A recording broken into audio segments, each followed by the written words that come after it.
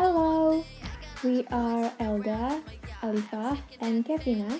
We are from Group 4, and we're here to talk to you and to present it about lexical semantics.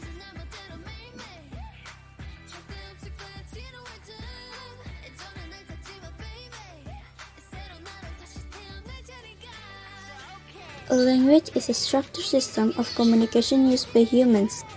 Based on speech and gesture, spoken language, sign, or often writing.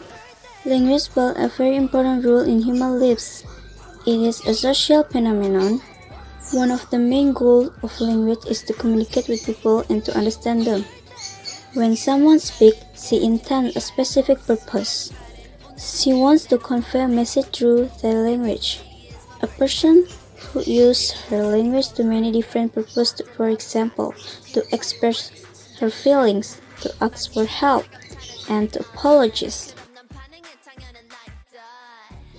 Linguistics is the scientific study of language. Linguistics do work on specific language, but their primary goal is to understand the nature of language in general. There are broadly three aspects to the study, including language form, language meaning, a language used in discursive and communicative contexts. Semantics is the branch of linguistics that studies the meanings contained in language, code, or other type of representation. In other words, semantics is the study of meaning. Semantics usually deals with two other aspects. Syntax, the formation of complex symbols from simpler symbols, and pragmatic, the practical use symbol by people in certain contexts. For example, 1. Calling someone an angel doesn't mean they inhabit heaven. Semantics makes us believe that they have a beautiful character. 2. A human being can be called a man, woman, child, adult, baby, father, or mother. Semantics, also known as lexical semantics as a subfield of linguistic semantics, is the study of word meanings. It includes the study of how words structure their meaning, how they act in grammar and compositionality, and the relationships between the distinct senses and uses of a word.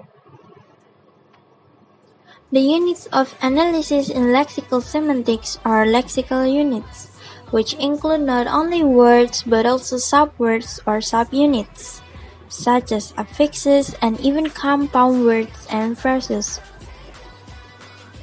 Lexical units include the catalog of words in a language, the lexicon.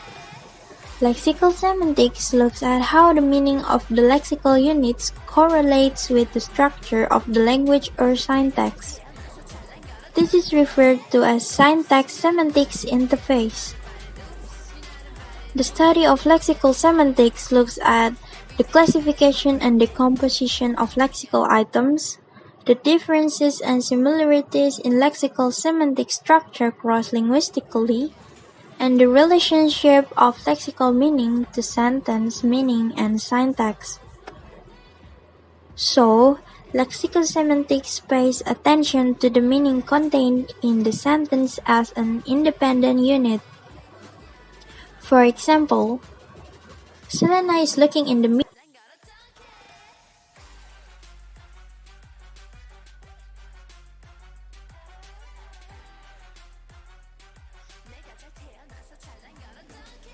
According to Cruz 2000 in Lexical Semantics, the concept of polysemy, synonyms, cognitive synonym, antonyms, hyponyms, hypernyms, idioms, congruence, and incompatibility are discussed, which are lexical components that can be compared based on semantic relationship.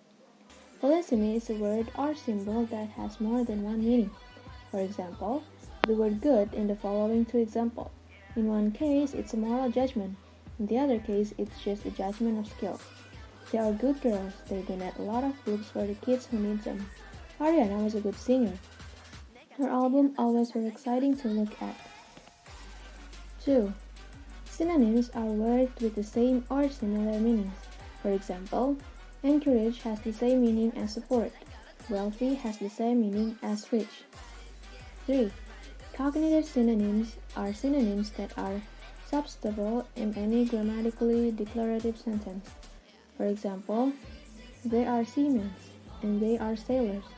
He is a mailman and he is postman.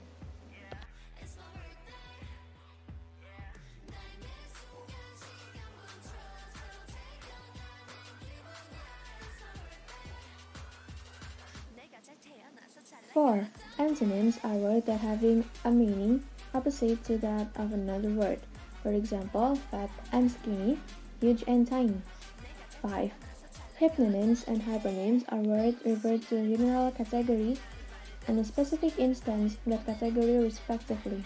For example, meat is a hyponym of food. Foods are hypernym of meat. 6. Idioms are expression that contains a figurative meaning that is different from the phrase's literal meaning.